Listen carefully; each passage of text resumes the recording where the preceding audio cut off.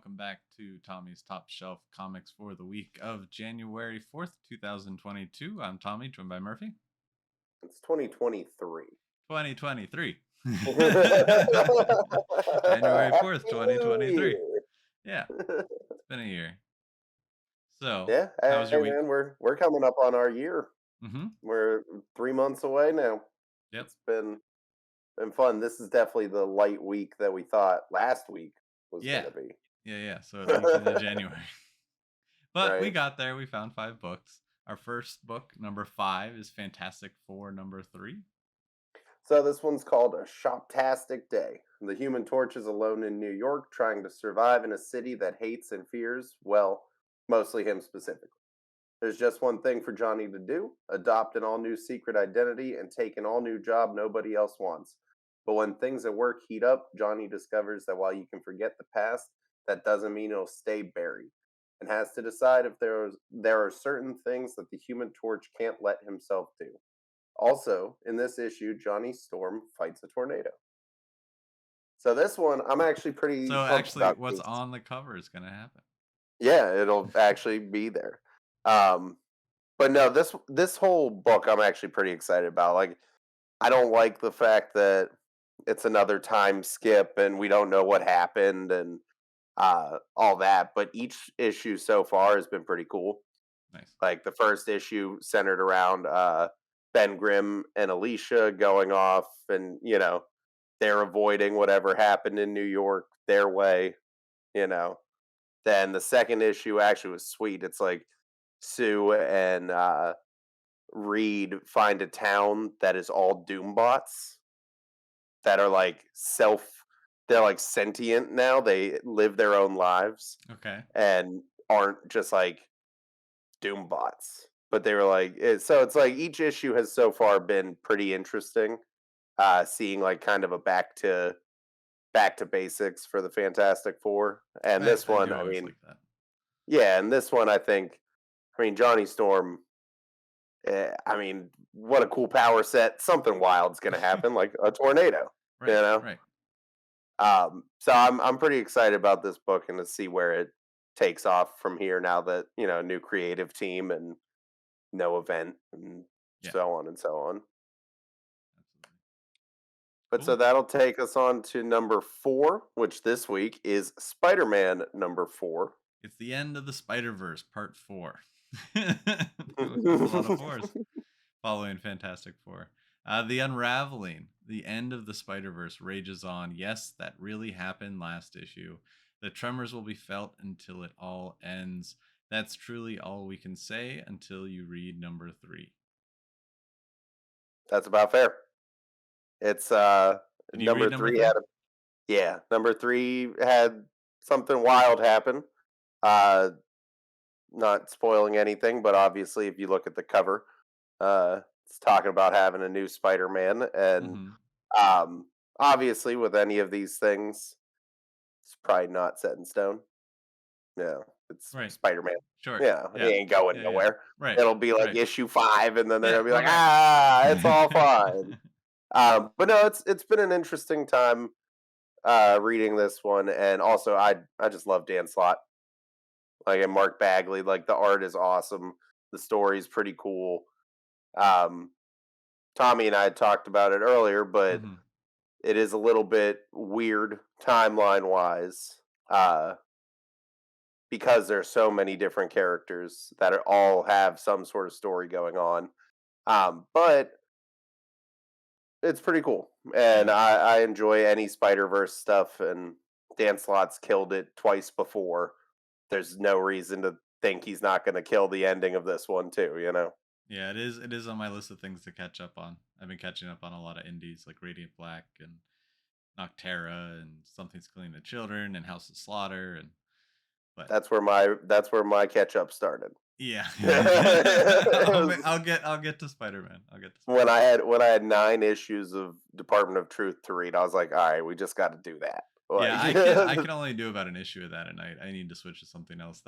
It's a lot. I've I've only read it in huge I chunks, can't. I can't. and I I need. somehow I don't know I enjoy I'll it that finish an way. issue and just be like, I need a break.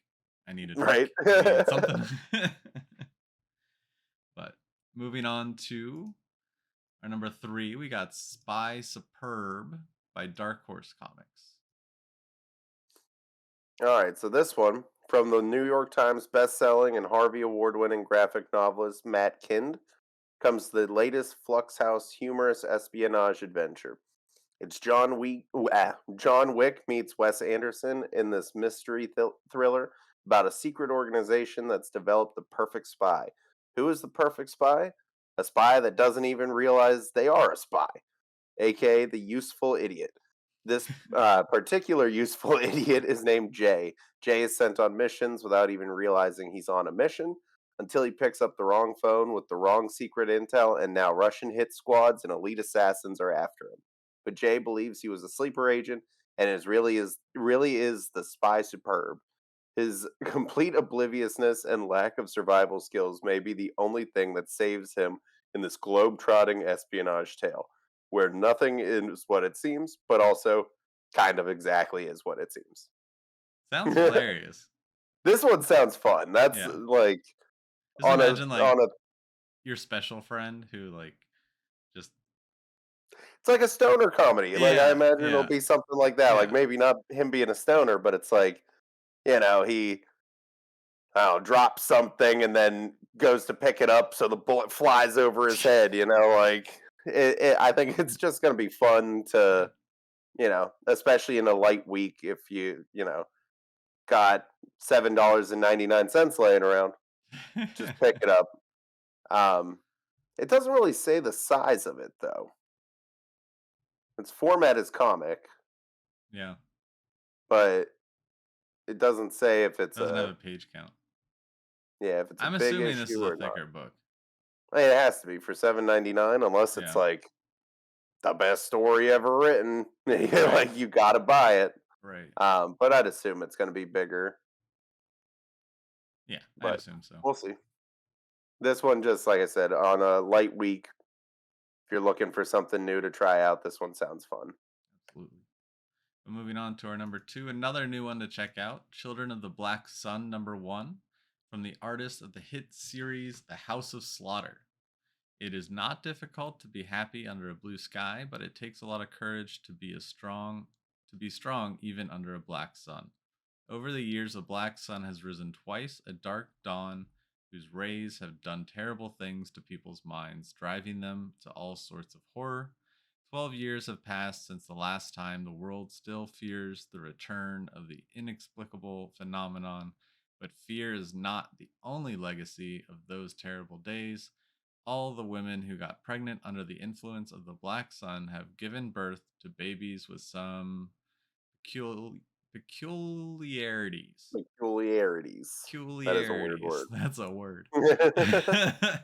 White hair, ashy skin, abnormal proportions, and eyes as red as fire. The children of the black sun.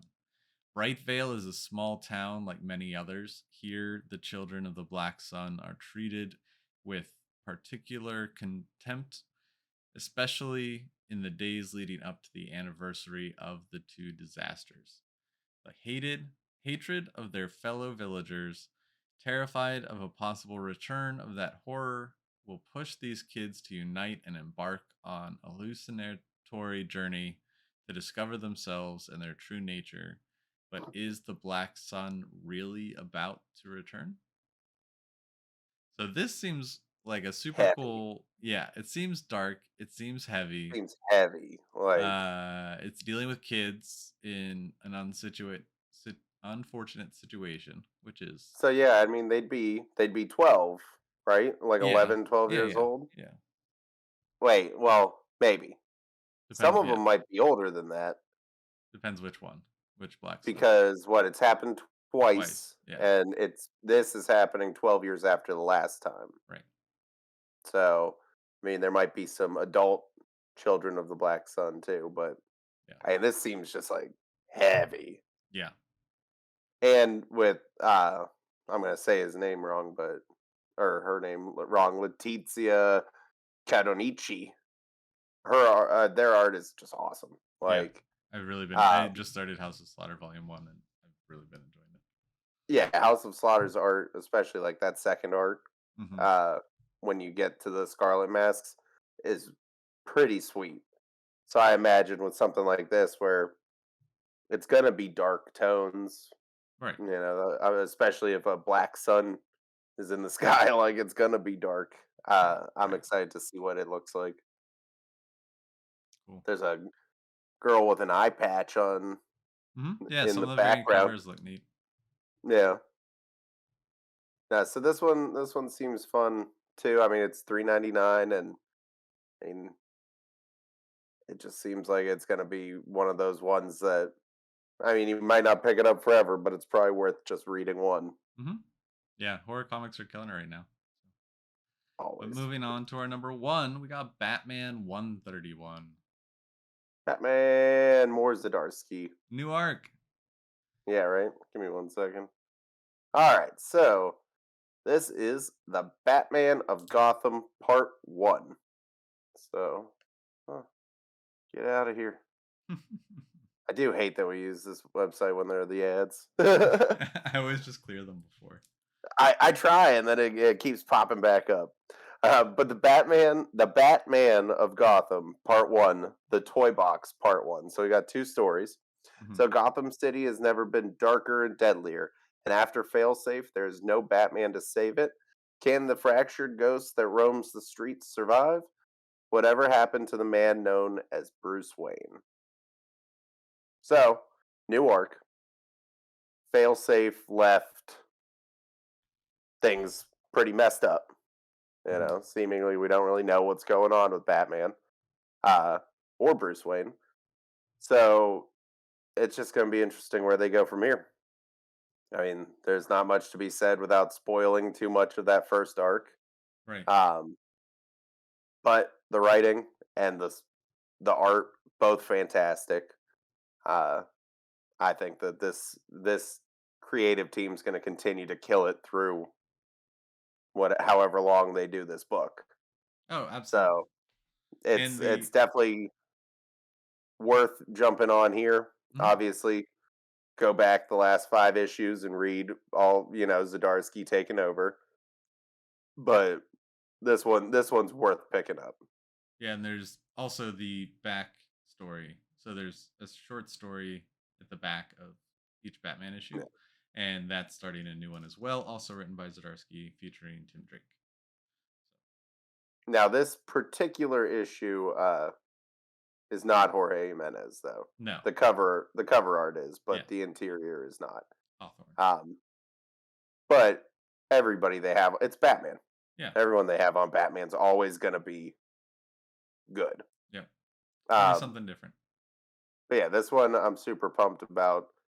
Uh, I'm also just I mean, as much as I sing Zdarsky's praises all the time, I'm a big Jorge Jimenez fan right now too. Like, For sure. I'm all about it. Oh, he's Um, yeah, he's crushing it. I did. I ordered a Ghost Maker design variant for Nice, nice, the nice, CGC signing, so I got my nice. stuff together for that already. Hey, Got till February to send them off, but nice. no, there's some sweet covers though. I like that 1 in 50 art gem with the red Batman. Yeah, I mean it's fine. Yeah, I mean they're not. What Nothing's there's is that a Joe Quesada? Interesting.